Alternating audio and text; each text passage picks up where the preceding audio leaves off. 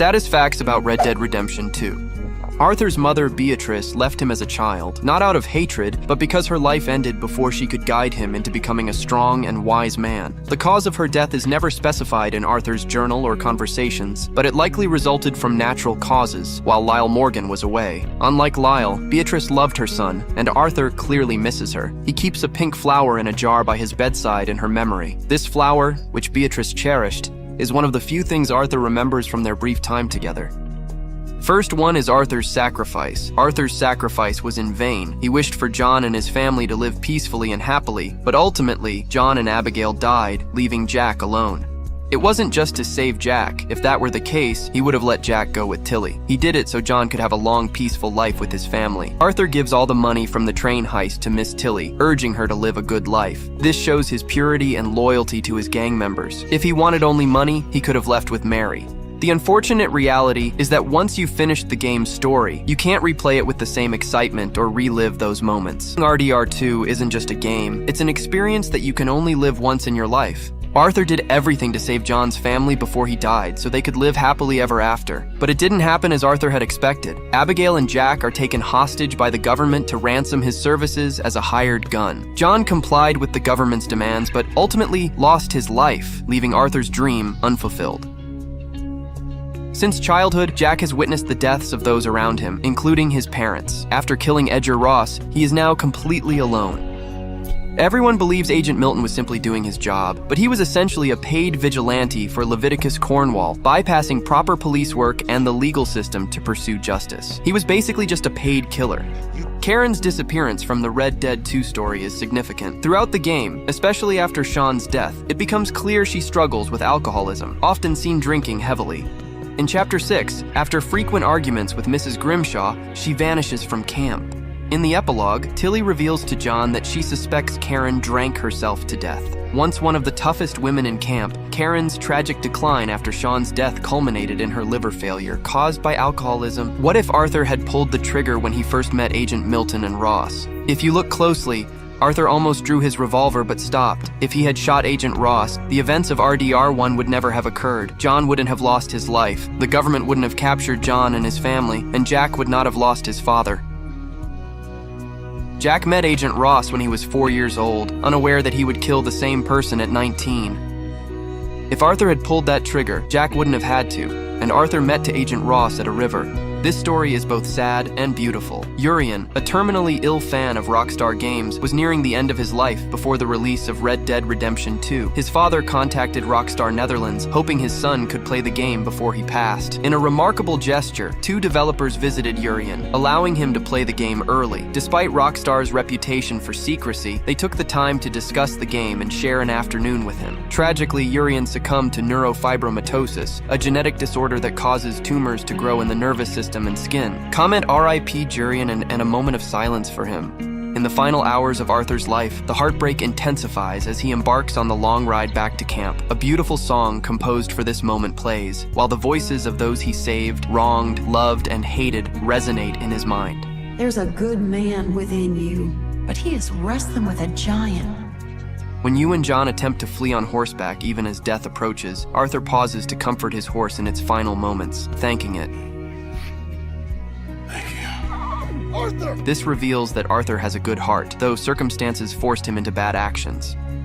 Lenny's death was more tragic than those of other gang members because it felt uncontrolled. It wasn't a cutscene, but happened so quickly that there was nothing anyone could do. He was dead before he even hit the floor. Lenny was not only a good friend to Arthur, but also in many ways like a son. And what is the saddest thing in the game according to you? John and Abigail are standing and bantering on that hill at Beecher's Hope at the end of the American Venom mission of the epilogue, is where they were eventually buried in RDR1. Arthur tells John to run away and not look back, which works for him for years until he has a chance to get revenge on Micah, which leads to Agent Ross finding him at the end of RDR2. Thomas Downs suffered from TB and got beaten to death by Arthur. Arthur got his karma, suffered the same fate. The meaning of karma is in the intention. The intention behind action is what matters. Those who are motivated only by the desire for the fruit of action are miserable, for they are constantly anxious about the results of what they do.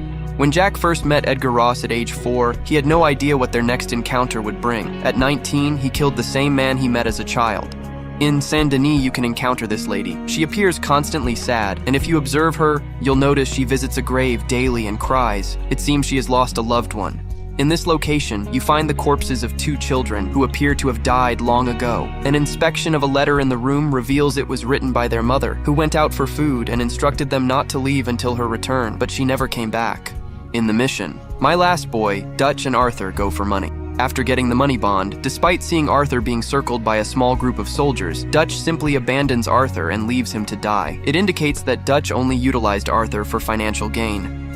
When Mary visits his grave, she wears the brooch Arthur returned to her, demonstrating that she truly loved him and never used him. Mary was loyal, but she separated from Arthur due to her father and their differing lifestyles. Lumbago is a common condition, simply defined as lower back pain. Uncle has it. Uncle's terminal lumbago gets worse and worse as the game goes on. Regardless of whether you kill Micah in Chapter 6, Arthur will die from tuberculosis. Although tuberculosis treatment was discovered in 1943, Arthur contracted the disease in 1899, making survival until 1943 impossible. Eagleflies dies in Rainsfall's arms after Rainsfall desperately tries to save him, only for Eagleflies to be used as a pawn by Dutch. Rainsfall has already lost one son, his land, and has been disrespected by the army repeatedly. The robot killed Marko Dragic after realizing his father's plan to create a robot army for world domination. Believing it was the right thing to do, he fled to a secluded place, burdened by his painful insights. In chapters 1 to 5, Dutch used to call Arthur as my son, or simply Arthur. However, in chapter 6, he abruptly starts calling him Mr. Morgan instead. This marks a change in Dutch's behavior. John and Abigail sought to steer Jack away from a life of outlaws, but despite their efforts, he became what they feared. Now, at just 19, Jack feels deeply depressed and lonely. In chapters 1 to 6, Dutch and Arthur's camps are situated next to each other, but by chapter 6, they are far apart. It marks the beginning of a strained relationship between Arthur and Dutch. In Epilogue 1, when John and Abigail begin to argue, Jack simply turns his back and continues reading his book. He feels neither sadness nor fear. He's already numb to such emotions. We cannot kill Thomas Downs during the Money Lending and Other Sins 3 mission, nor can we save Arthur from tuberculosis, even with a mask on his face. It's very obvious that Arthur has self-esteem issues, not to mention a very low opinion of himself as a person. If Arthur speaks to himself in a mirror, he will often call himself ugly or degrade himself in some other tragic manner. You ugly bastard. Arthur is a stoic man, but it's clear that he hurts underneath. Even if Arthur wins the final battle against Micah, he will die from tuberculosis. Dutch never asked about Arthur's health condition. Dutch always says Arthur was like his son, and even though Dutch knows about Arthur's health condition, he never cared about him. Dutch never donates his own money to the camp. Even though Hosea's name can be seen in the ledger, but not Dutch's. Dutch often claims that John and Arthur are like sons to him, yet he repeatedly chose Micah over them, leaving his sons to die. Arthur's mother died when he was very young, and he witnessed his father's hanging when Arthur was 11. He recounted this painful story to his sister at the Emerald Station, and we can see the pain in his eyes. I guess I'm afraid. Arthur's girlfriend and 19-year-old son, Isaac, were killed for just $10. He recounts his secret interaction with Rainsfall, revealing that he had a son named Isaac, and what transpired between them. I had a son once, years ago. Robbed him. Shot him dead. In the Horseman Apocalypse mission, Kieran's corpse reveals that his eyes have been brutally removed, indicating he was tortured before his death. Dutch was reasonable before Hosea's death. Hosea was the only one who cared about the gang members, and Dutch listened to him. After Hosea died, Dutch became uncontrolled, allied with Micah, and ultimately destroyed his own team. When Lenny died, he was just 19 years old. This scene was painful because only Arthur cared about Lenny's death. After the epilogue, John had only 5 years to live, as epilogue takes place in 1907, and he dies in 1911 in Red Dead Redemption. Many believe Javier is a good character because he didn't aim his gun at Arthur and John. However, the reality is more complex. In the final mission, he did point his gun at Arthur, but many players miss this due to the fast-paced frames. If you pause at the right moment, you can see him aiming at both Arthur and John. When John was shot during the train robbery, Dutch abandoned him, fully aware he was still alive. As they left, Javier was with Dutch and Micah. John witnessed the betrayal and confronted Dutch about why he was left behind, but Dutch insisted he had no choice, despite having the opportunity to save him. John, I You I didn't have a choice. left me! Years later, in 1911, John questioned Javier about this event. What you and Dutch did was wrong. You left me to die?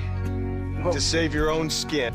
Charles is considered one of the most honorable members of the gang, and the fact that Charles had to bury most of the gang members, including Arthur. Charles informs John in Saint Denis that he buried Arthur in his rightful place.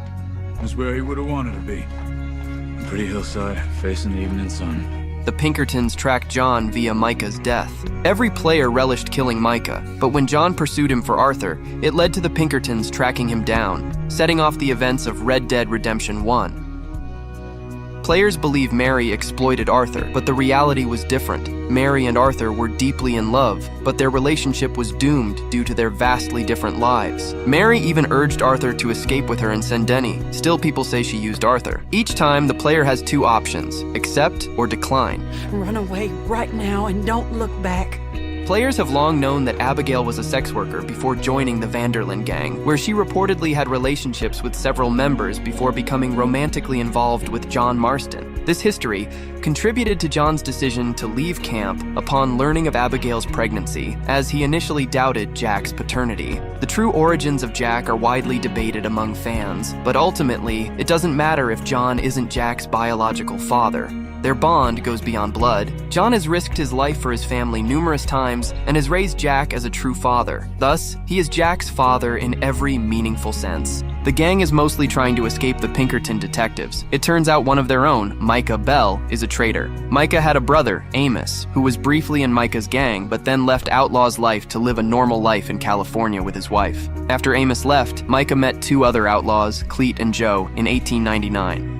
When Micah joined the main gang, the Vanderlyn gang, he tried to become a leader. Other gang members like Arthur and John thought Micah was just a reckless show-off who wasn't very smart. But Micah was actually much more clever than they thought. Ultimately, we all know what happened.